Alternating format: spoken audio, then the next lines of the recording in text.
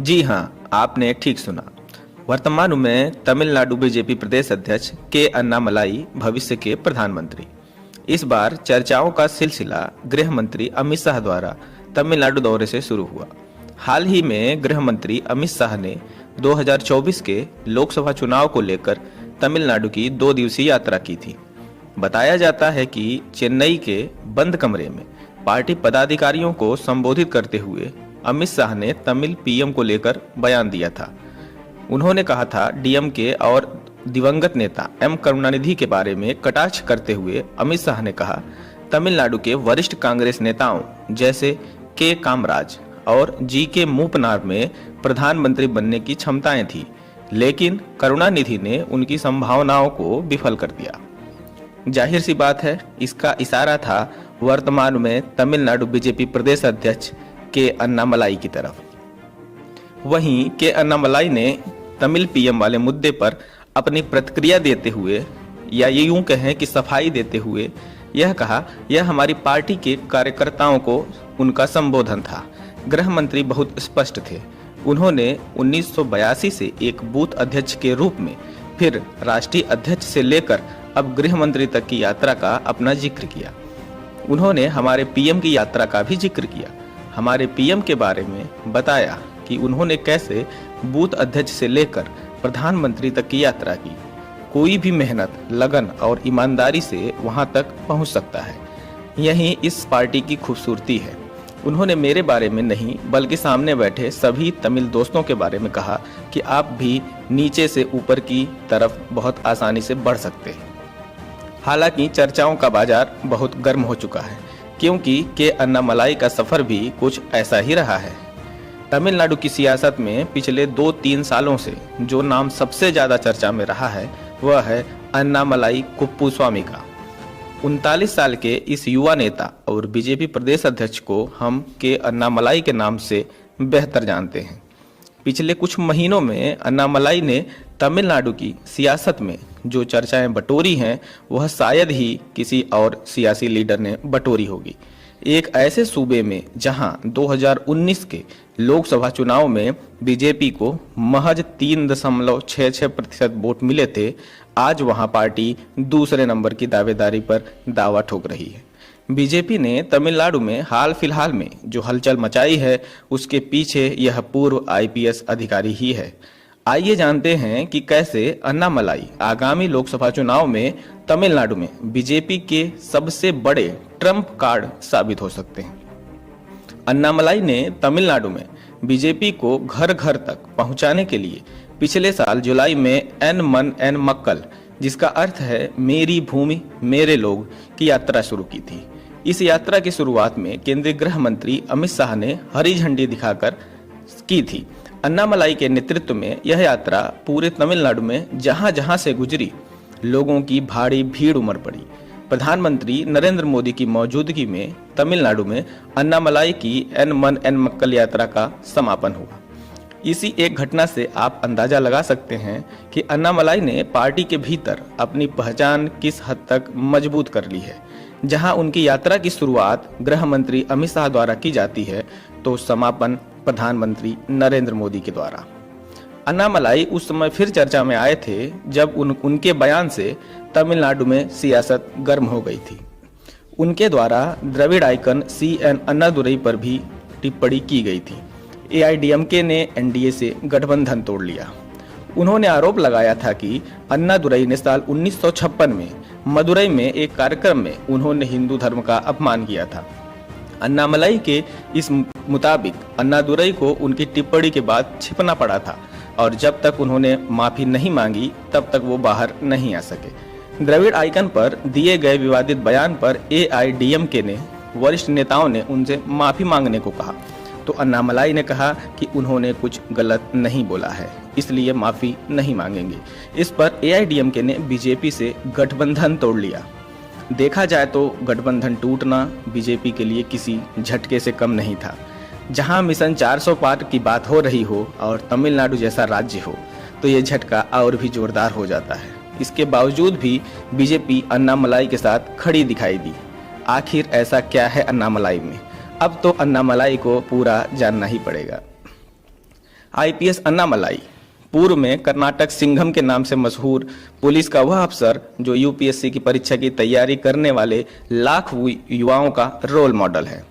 अन्नामलाई के काम करने के तरीके को इसी से समझा जा सकता है कि उनका इस्तीफा भी मीडिया की सुर्खियों में रहा।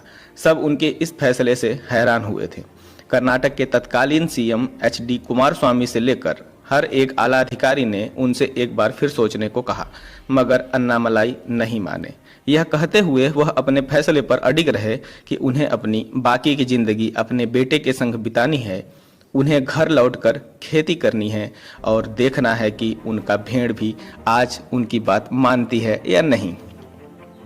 के अन्नामलाई मूलतः तमिलनाडु के करूर जिले के रहने वाले हैं। 4 जून 1984 को उन्होंने एक किसान परिवार में जन्म लिया। घर की आर्थिक स्थिति बहुत अच्छी नहीं थी, बावजूद इसके पिता ने उनकी पढ़ाई लिखाई का विशेष ध्यान रखा। करूर और नामक्कल में स्कूली शिक्षा प्राप्त करने के बाद अन्नामलाई कोयम्बटूर के पीएसजी कॉलेज ऑफ टेक्नोलॉजी पहुंचे, जहां से उन्होंने बैचलर ऑफ इंजीनियरिंग की डिग्री हासिल की। वो यहीं नहीं रुके, इंडियन इंस्टीट्यूट ऑफ मैनेजमेंट यानी IIM लखनऊ जैसे प्रतिष्ठित संस्थान थे, उन्होंने MBA की डिग्री भी हासिल की। के अन्नामलाई बड़ी कॉरपोरेट नौकरियां कर सकते थे, मगर उन्होंने सिविल सेवा को चुना। कठिन परिश्रम के बाद अंततः वह सफल रहे और 2011 बैच के कर्नाटक कैडर के IPS अधिकारी बनकर अपने घर लौटे। कहते हैं अपनी नौकरी से पहले ही दिन से ही अन्नामलाई एक अलग तरह के अफसर की तरह लोगों के बीच देखे गए थे। उन्होंने अपनी पुलिस कैरियर की शुरुआत सितंबर 2013 में कर्नाटक के उडुपी जिले के करकला में DSP के तौर पर की थी। अपने काम को करने के तरीके से अन्नामलाई पहली पोस्टिंग में ही सीनियर्स की नज़र में आ गए थे। अपनी ईमानदारी और बहादुरी का इनाम उन्हें जल्द ही मिला। अगस्त 2016 तक उन्होंने वहां ESP के रूप में लोगों की सेवाएं की। आगे वो कर्नाटक के चिकमंगलुरु पहुंचे, जहां अक्टूबर 2018 तक उन्होंने नौकरी की। यहां तक के सफर में अन्नामलाई लोगों का दिल जीतने में कामयाब रहे। उनकी लोकप्रियता को इससे समझा जा सकता है कि वह उडुपी और चिकमंगलुरु में जब उनका ट्रांसफर किया गया था तो लोग सड़कों पर आ गए थे। लोगों ने रोकर उन्हें रोकने का प्रयास किया था। 2018 में एक बार फिर से अन्नामलाई का प्रमोशन किया गया। अब वो बंगलौर दक्षिण से पुलिस उपायुक्त बनाए गए थे। किसी भी अफसर के लिए इससे बढ़िया कैरियर और क्या हो सकता है। एक तरफ लगातार लोगों के बीच उनकी लोकप्रियता बढ़ रही थी, दूसरी तरफ प्रशासन भी खुश होकर उन्हें प्रमोशन दे रहा था। समय समय पर अलग अलग मंचों से अन्नामलाई को पुरस्कार और सम्मान भी मिले। कुल मिलाकर उनके पास शायद भौतिक सुख की हर एक चीज थी। ऐसे में 28 मई 2019 को अचानक से उनका इस्तीफा किसी के गले से नहीं उतरा। कयास लगाए गए कि वो राजनीति में सक्रिय हो सकते हैं, मगर अन्नामलाई के दिल में कुछ और था। ऐसा कुछ जिसे उनके करीब 9 साल की सेवा के दौरान हर पल उन्होंने महसूस किया था। 28 मई को जैसे ही अन्नामलाई के त्यागपत्र की खबर बाहर आई, अन्नामलाई सुर्खियों में आ गए।